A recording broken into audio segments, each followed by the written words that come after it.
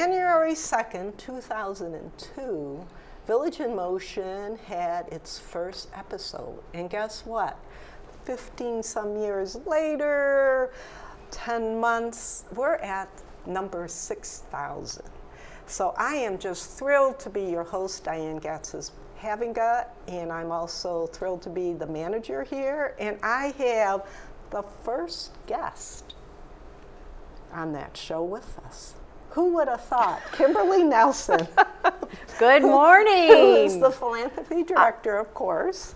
Good morning. Appeared on that show. I did. And first, Kimberly, you're going to have to tell me about the show, but there's something significant about that day for you in terms of Green Spring.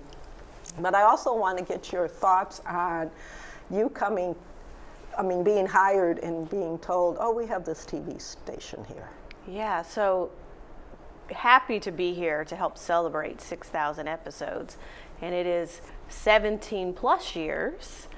And so the reason... Did I say 15? You said 15. I'm sorry, I'm 15. Yes, it is 17 plus years. 17 years. That's why I didn't go into math. 10 months and how many days. So January 2nd was the first show. Lonnie Blessing was our executive director. And the reason I know that date so well is that was my first day of work at Green Spring. And so I distinctly remember coming to Green Spring, super excited to be here.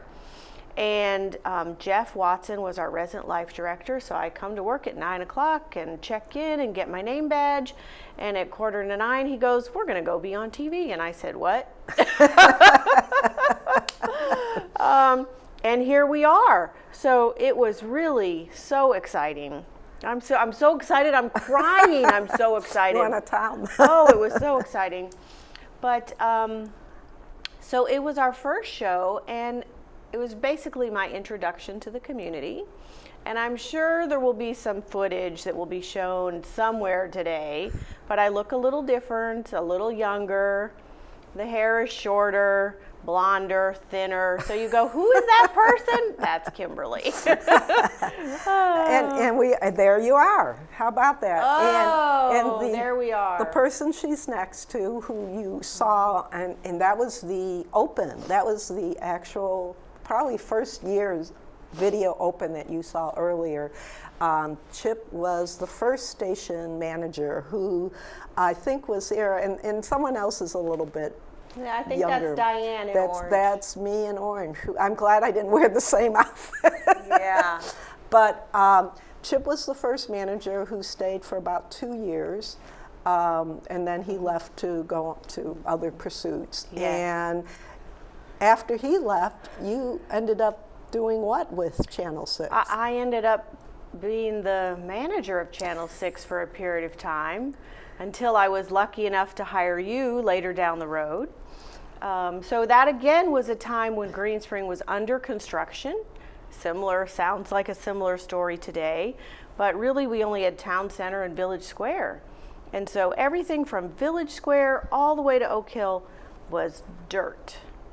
And so all that was part of the construction over the next few years, and it's just been great. So much excitement at Green Spring, and it is never ending, always changing, but it's always for exciting things. You know, I loved the opening where everyone knows your name, but when you see the opening back then, we thought that was, cutting edge.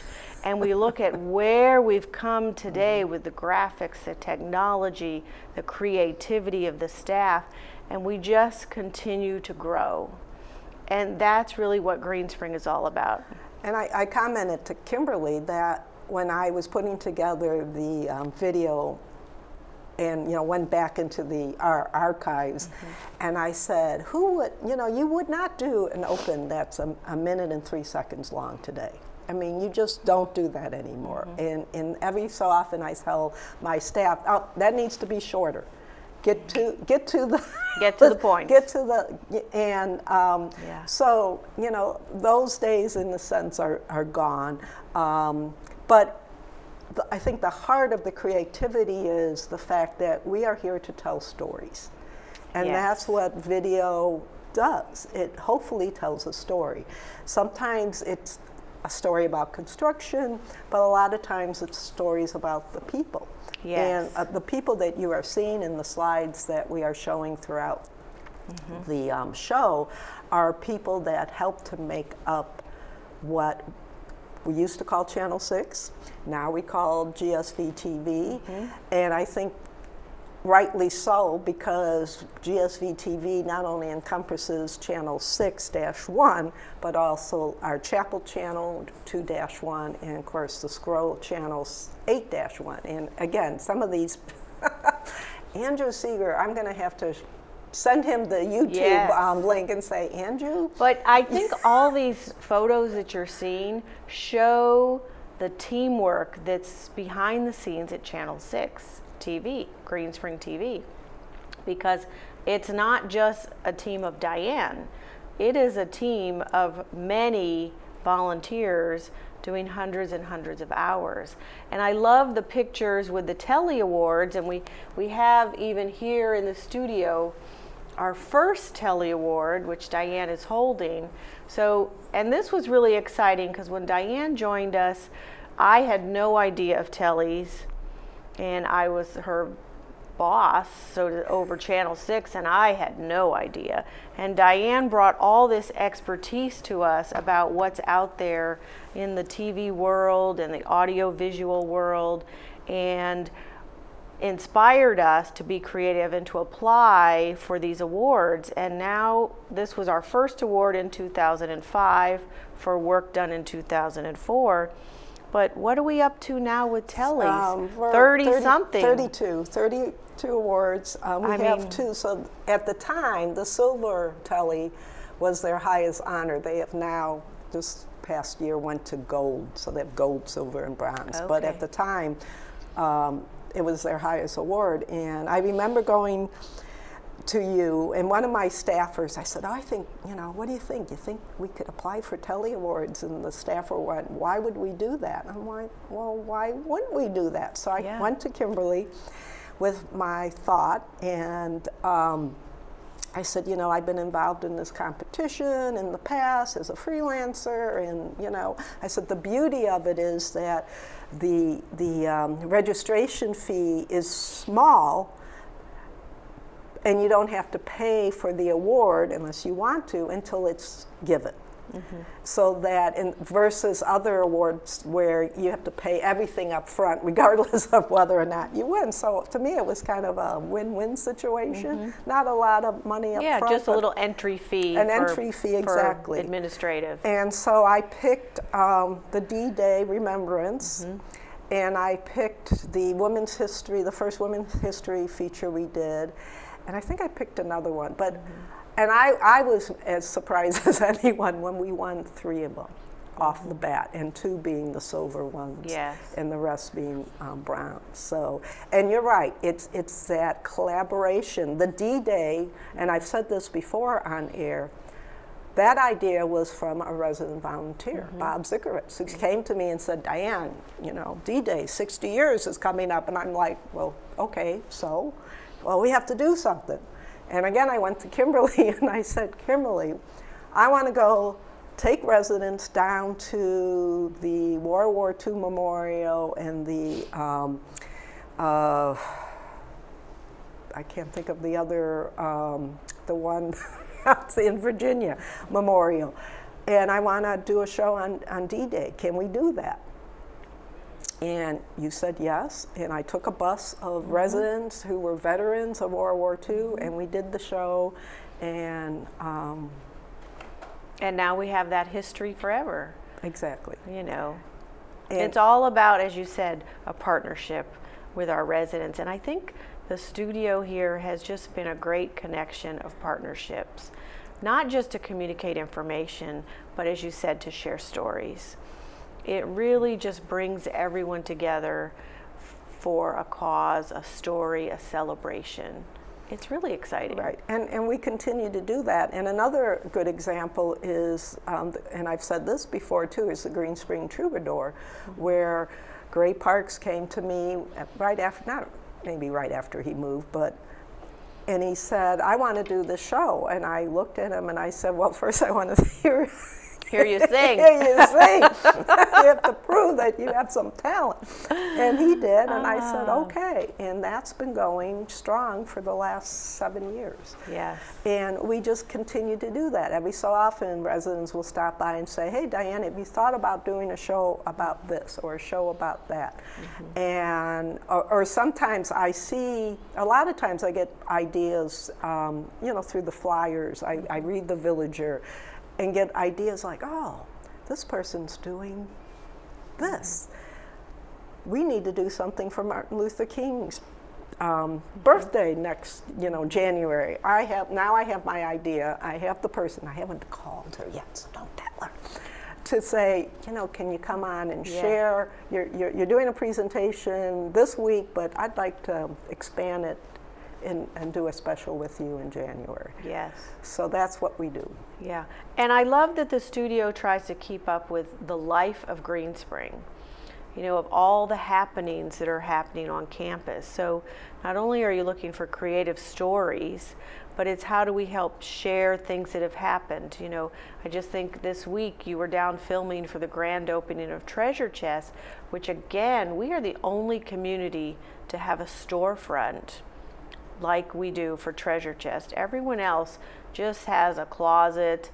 Some just have stuff in resident apartments that they bring out to the conference center on certain days. We have an actual storefront, dedicated space that is really so cool. And you filmed it, and you're going to be able to re-air it. And we're going to do a full show again. So not only will we use it as a feature, but I said at their grand opening, hey, Kimberly, I got an opening in November. Let's do a show on Treasure Chest. We have all this footage we can bring in, and so we are. And next month we'll do a full show on Treasure Chest. And if you haven't gone down to Forest View and seen the new Treasure Chest, I was mind-boggled by it in terms of how it looks, and it's going to be open tomorrow, right? No, it's open Friday, November 1st. Oh, I'm sorry.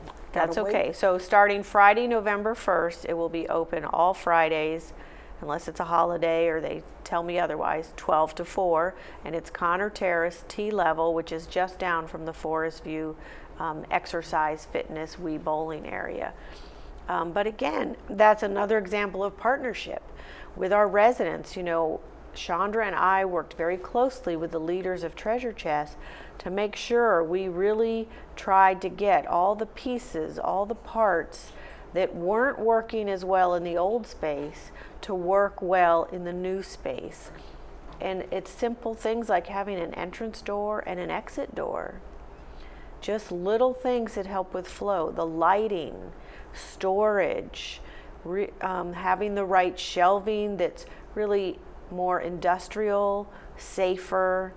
And of course, we're still working through the kinks, and we'll work it through the positioning of merchandise as it comes in, because we also want to make sure it's very accessible for residents who use rollators and scooters, which we had a good luck on the grand opening, and we're looking forward to that. So if you're interested, I'm going to do a plug. If you're interested in volunteering at Treasure Chest, please see Carla or Pam Walkup. They're looking for folks to help Mondays, mules, sorting, all kinds of stuff. And also for the TV studio. If you are looking for volunteers for the TV studio, please feel free to reach out to Diane.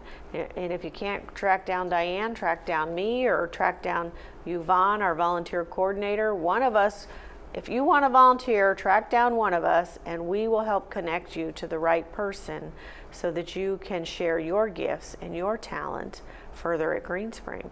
And I think one of the nice things about the studio is you don't have to know TV to work here. You don't. So do you want to talk a little bit about that? Well, I will after our little break. Okay, that sounds great. So I'm going to thank you for being the first guest. Thank you. And the 6,000th guest. Thank you. And we're going to take a break, but I need you to watch what we're going to do. So we're going to, it's kind of in chronological order, but maybe skips is this a little. when I look really young? You might look real young, and you might look at me and go, she looks a little younger too. But anyway, this gives you, I think, a great idea of what we've done over 6,000 episodes. And then I have another guest after the break. Joining the ranks of the Goatee Challenge with the catering needs of Green Spring Village. The most recent guys, the Len Bias era. We had a great time with those strawberries. They don't seem to have very many residents involved. Since I did have my wing. Go ahead and show. There was a time in my... We're going to talk a little bit more about Arlington. These are 2 mini balls. The first thing we'll talk about is the ingredients. Okay. And then you would run inside, beg Mom and Dad to give you money for the ice cream man.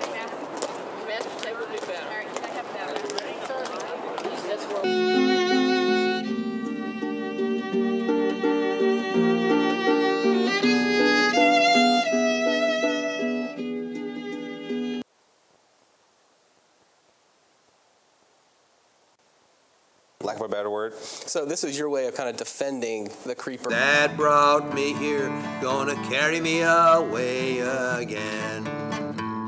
We founded this, my brother John and my wife Darlene founded this in honor of our father's side. That's where Mother Spiritual lives.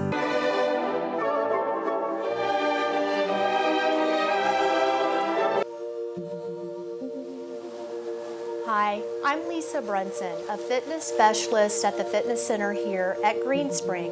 Make it there, I'll make it.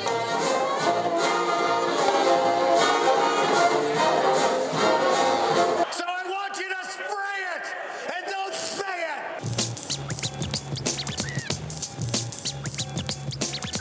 Strengths and preferences. Our open dining. Our first poem is titled The Summer, and it begins. And what does that mean? The organizer and curator of this very special show. They will give you this little piece of paper. The very heart of it. The train rambled on for several days, and finally on... Put a goal out there, and this year's goal is $295,000.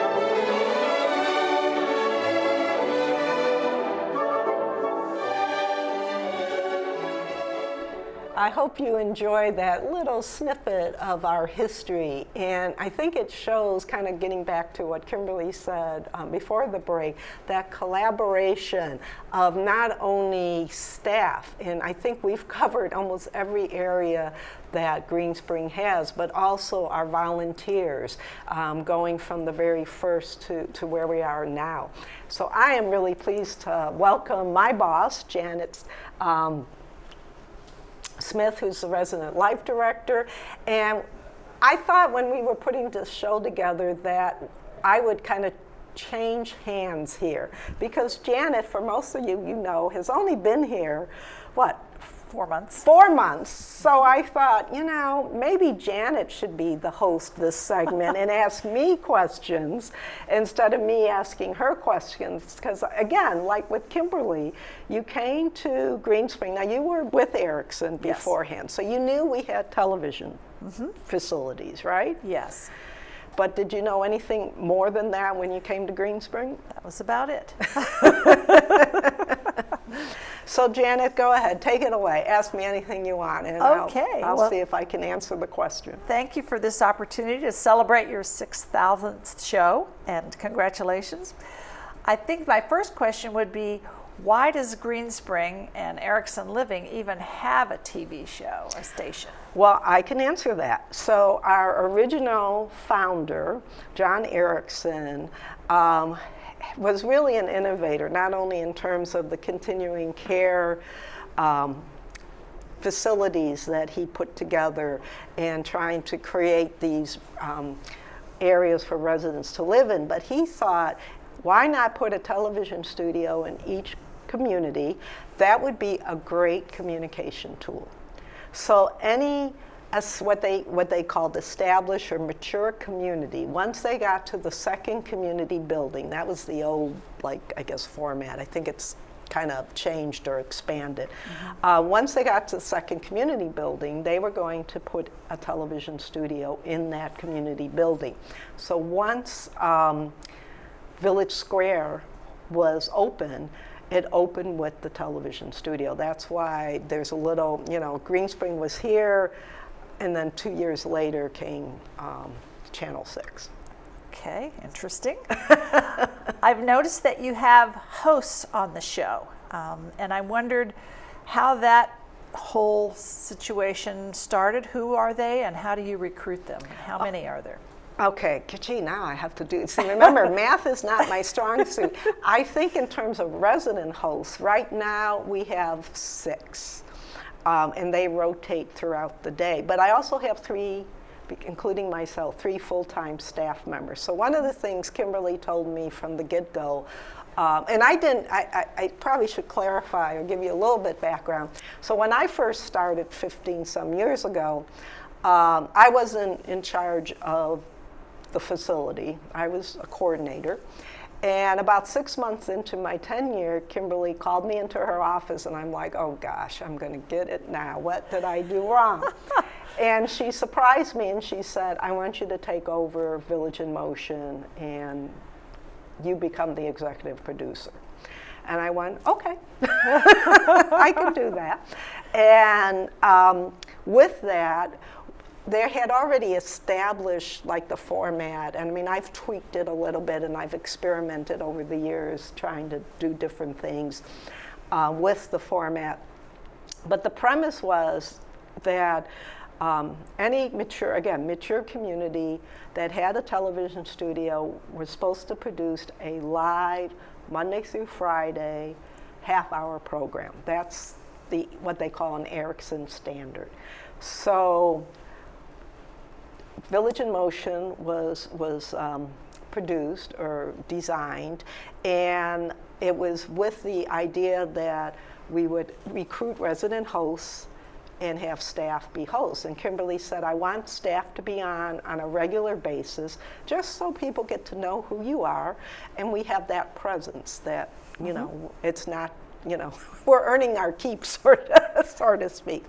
So every month I go through the schedule and literally hand select who's going to host. I try not to get the same host to do the same segment. We did at one point have that. We had a regular, some of our residents would know, Marcia Dake was a resident volunteer who was here from day one until she, quote, retired.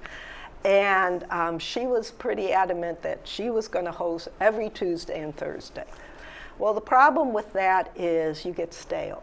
If I'm interviewing you every time you come on, Janet, I'm going to I already know the answers. Why should I ask Janet what she does or what's new? Or you could give the answer. I could give the answer, but probably sometimes better than the guest.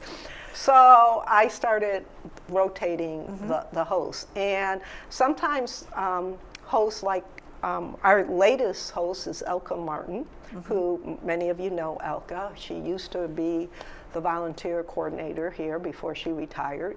So she was very familiar with Village in Motion, coming on as a guest. And she came to me like within 2 months after moving in and said, I'd like to volunteer and be a host. And I said, okay. So I try to take the segments or the whole show based on, not only rotating, but some hosts are a little bit more enthusiastic, shall we say, about projects than others. So I do take that into consideration. Well, I've been on several times, and I have found that the hosts are excellent and they're prepared and make it very easy for me to be on the show. So well, that's good to hear. You've done a great job with that. Thank you. Let's talk a little bit about the operations of GSV-TV. How do you operate on a daily basis and decide which shows to even showcase? Well, a lot of it is predetermined, which is a good thing because this makes my job a little bit easier. So as you know, the executive team comes on a monthly basis to give updates and information, and sometimes they come on last minute. And I'll give you an example. When we have those little bit of weather emergencies where things happen last minute and things are going to be kind of turned upside down, they will come on Village in Motion to announce certain things. So sometimes what I have planned changes. And one of the things that I love about live television more than anything is that it always changes. And I never know when maybe a guest isn't going to show up. Sometimes the host calls and says, hey, by the way, I'm not feeling well. And a show that has been planned gets thrown out, and we kind of fly by the seat of our pants in that sense. But in terms of the operations, usually, like I said, the month before, but I'm already booking through December. So I'm always looking ahead. There are certain things that I know are going to happen. I mentioned earlier Martin Luther King. So I'm already thinking about Martin Luther King show. And we have two wonderful coordinators, Terrence and Avon. They don't know this yet, but I already have Martin Luther King's show. I just have to get the guests to agree to come on. And so certain shows are given, and then there are others that I'm like, okay, I have this free, what I call a free day. I don't have a regularly scheduled monthly visit from someone. So what are we going to do? Well, again, Treasure Chest was a great example. I was at the grand opening. I knew I had an open show on a Thursday in November, and I went, let's do this. So we put it together. We have to put together the graphics, make sure the guests know when to come on, what's expected. I try to have them tell me if they need graphics. A lot of times they send me JPEGs that they want to incorporate. Sometimes it's full PowerPoint presentations that they're going to be using. We prepare all that. About an hour before the show, we're setting that up. We're setting up the cameras. On a monthly basis, I put together a schedule for our crew and encourage them to sign up ahead of time. And then sometimes it's the night before, I really need someone to run camera. Can you help us out? And again, volunteers come on. You don't need any training. We will train you. Everyone here in the studio, except for Ralph, who's one of our newest volunteers, he did have a background in television. And he came in and he said, oh, I don't need any training. I'm like, no, you're going to get trained. Sorry, Ralph. And then we go from there. And we have volunteers not only working in the studio, they work over at the chapel. All those services are done by volunteers, helping with the AV, broadcast, transmitting them live on channel 2-1, and then putting together programs for repeats on our channel. And then we also have volunteers who help set up events. So if you have a lecture and you need a microphone, someone's going to do the movies, all that are part of the volunteers. Well, it sounds like you and your team have to be flexible, dynamic, and quite fluid to pull all of this off. So I'd like to think we are. Yeah. And work in chaos. Yes, manage chaos. So tell us what your favorite show has been over this series of sessions that you've had. Okay. Well, I do that. I do some of it. I can show you is when I travel. And a lot of you know that I do a lot of traveling, and I always take a camera with.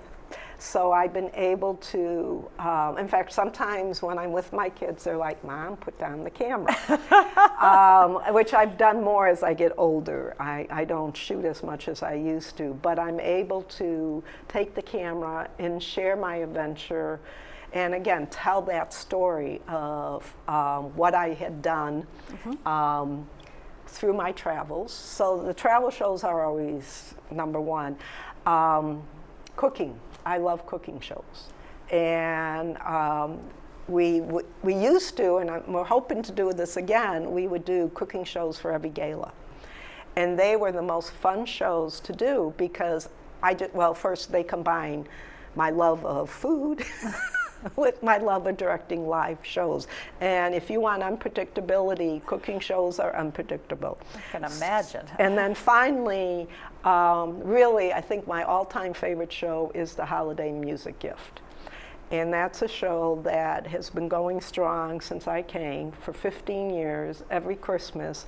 I'm already planning it. I've already talked to Sue Frankie, who's been, since she's been here, has been one of the, I think, has probably appeared in every holiday music gift I've done with her.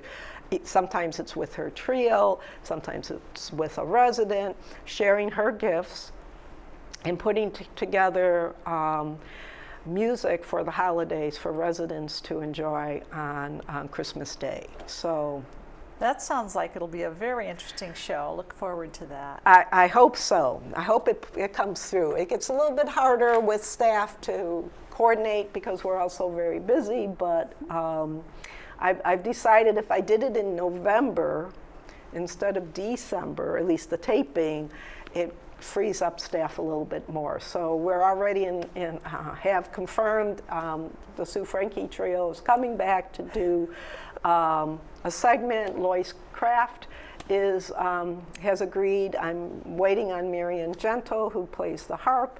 And then I have one other idea, but I haven't shared it with my staff yet. No spoiler alerts. Yeah, you're just going to have to watch on Christmas. So I'm getting the wrap up. Is there one other question you want to? Yeah, one last question, Diane. Looking back, can you think of a show that went in a totally different direction than you had planned? Of course. I would say probably when I've gotten here, thinking I've had the show, I have the format, we have a format, it's all, and finding out that there's been a last-minute emergency on campus, so the people that were supposed to be on the show can't go on the show, so this is where we kind of scramble and try to figure out, well, what are we going to do? And I always have something in the back of my head. I always tell my staff, if something happens, just pull from here. And we've always done the live show. We've never missed it.